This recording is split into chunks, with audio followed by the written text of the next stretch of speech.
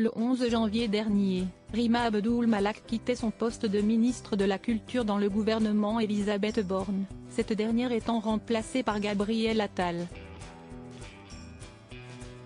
Mais quelques semaines avant son départ, elle avait quelque chose d'important à faire. En novembre 2019, Rima Abdul Malak devenait conseillère culture et communication du président Emmanuel Macron. Avant d'être nommée ministre de la Culture dans le gouvernement Elisabeth Borne le 20 mai 2022, puis de quitter ses fonctions le 11 janvier 2024 en raison de l'arrivée de Gabriel Attal en tant que nouveau Premier ministre. Mais avant de partir, elle a eu à cœur d'honorer quelques célèbres artistes en guise de dernière mission.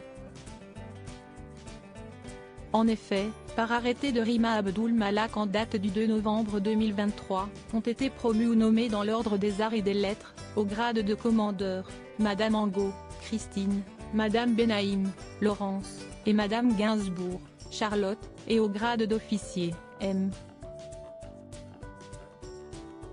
Louboutin, Christian, Monsieur Malouf, Ibrahim, et M. Manoukian, André.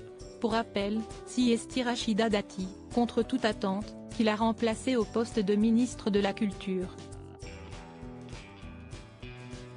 Un changement qui s'était officialisé le 12 janvier.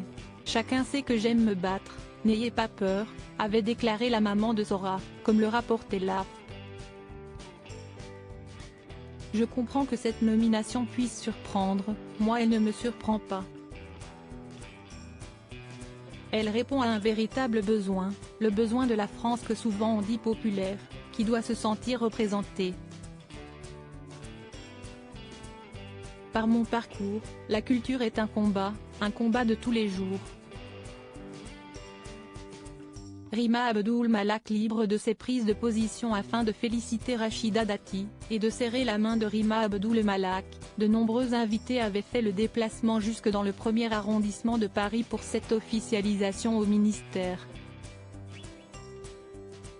Comme la comédienne Catherine Jacob, la patronne de France Télévisions, Delphine Ernotte, et celle de Radio France, Sybille Veil.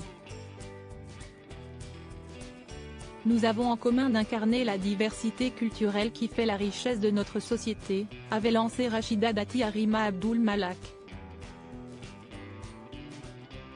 Cette dernière avait assuré être restée libre de ses engagements et de ses prises de position durant son séjour au ministère, elle qui pour rappel avait été désavouée en décembre dernier par le président de la République, Emmanuel Macron, après avoir qualifié de honte pour la France l'acteur Gérard Depardieu, accusé de viol et de violences sexuelles, ce qu'il conteste.